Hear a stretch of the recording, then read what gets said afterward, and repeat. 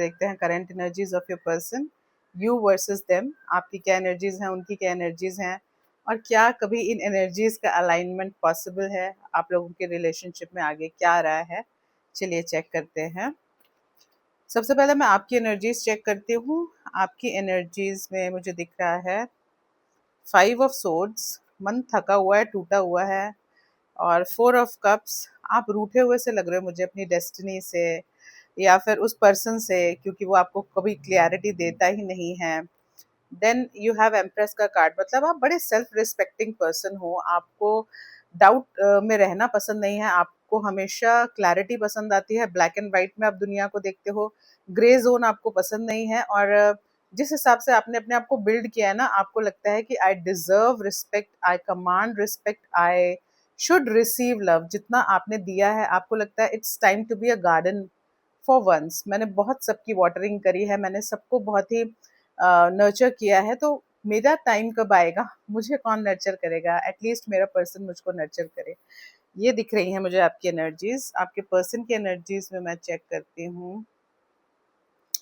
2 of wands किसी wait में है, queen of wands and queen of cups. आपके पर्सन इस समय बहुत ज़्यादा ऑब्सेसिव एनर्जी में है, आपके ऊपर ऑब्सेस कर रहे हैं, लेकिन एक वेटिंग जोन में है। उन्हें ऐसा लगता है कि ठीक है, एक्शन मैं करूंगा या करूंगी, लेकिन पहले आपको इनिशिएटिव लेना होगा।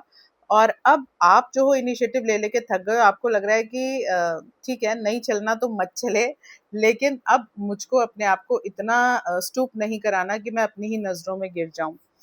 वो पर्सन जो है आपको एक रानी के रूप में देखता है, एक ऐसे पर्सन के रूप में देखता है जिसने सब कुछ पा लिया कम समय में। आपको अपना सेल्फ रिस्पेक्ट प्यारा है, ये भी वो जानते हैं, लेकिन कहीं ना कहीं उनका कोई एक ऐसा पैटर्न है जो उनको वेटिंग में रखता है, उनको आगे नहीं बढ़ने देता। पैटर्न चेक करते हैं क्या है। द डेविल की एनर्जी आ रही है। कुछ खोया है उन्होंने, प्लस उनको ये भी लगता है कि जब वो कभी एक बार किसी के साथ अटैच होते हैं तो वो इतना ज्यादा ऑब्सेस हो जाते हैं कि फिर किसी काम में उनका मन नहीं लगेगा। लाइक वो कई जगहों में हार जाएंगे, उनका टाइम थोड़ा सा जब आप में चला जाएगा, आपको ही वो सोचेंगे दिन रात, तो अपना काम कैसे करेंगे, तो काम सफर करेगा। उनको लग रहा है कि मेरा प्यार ऑब्सेशन में चेंज होते देर नहीं लगती। अपने ऑब्सेशन से वो खुद ही घबराते हैं, अपनी टॉक्सिसिटी से वो खुद ही घबराते हैं।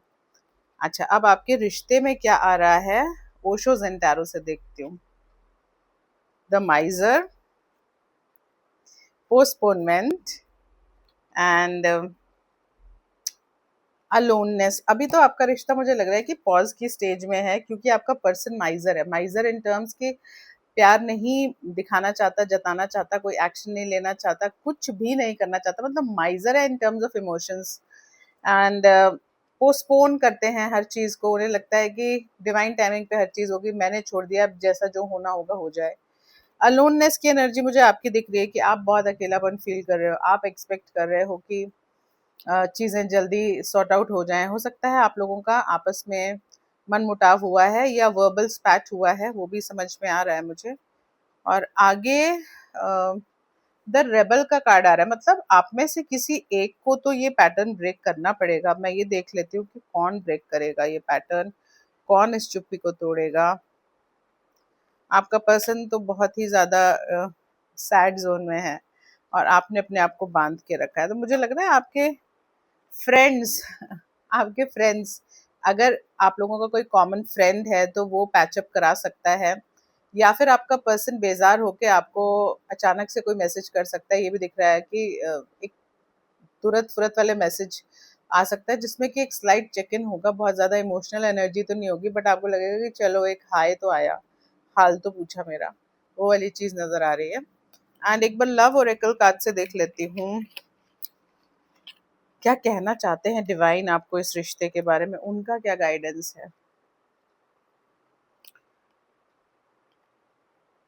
ईश्वर आपसे ये कहना चाहते हैं कि you deserve to be joyful and playful, और आपको इतनी सैड एनर्जी में रहने की जरूरत नहीं है, क्योंकि एक पर्सन को आप अपना सेंटर ऑफ यूनिवर्स जब आप बनाएंगे तो आप सफर करेंगे।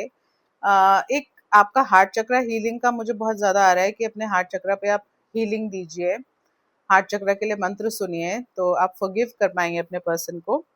और ईश्वर ये भी बताना चाहते हैं कि आप लोग एक दूसरे के मिसिंग पीसेस हो, तो एक जिक्सॉ पजल की तरह एक दूसरे में ऐसे फिट इन हो जाते हो कि कोई और वो जगह नहीं ले सकता। तो ये रिश्ता ऐसा नहीं है कि टूटेगा, it will come back and ज़्यादा स्ट्रेंथ के साथ आएगा।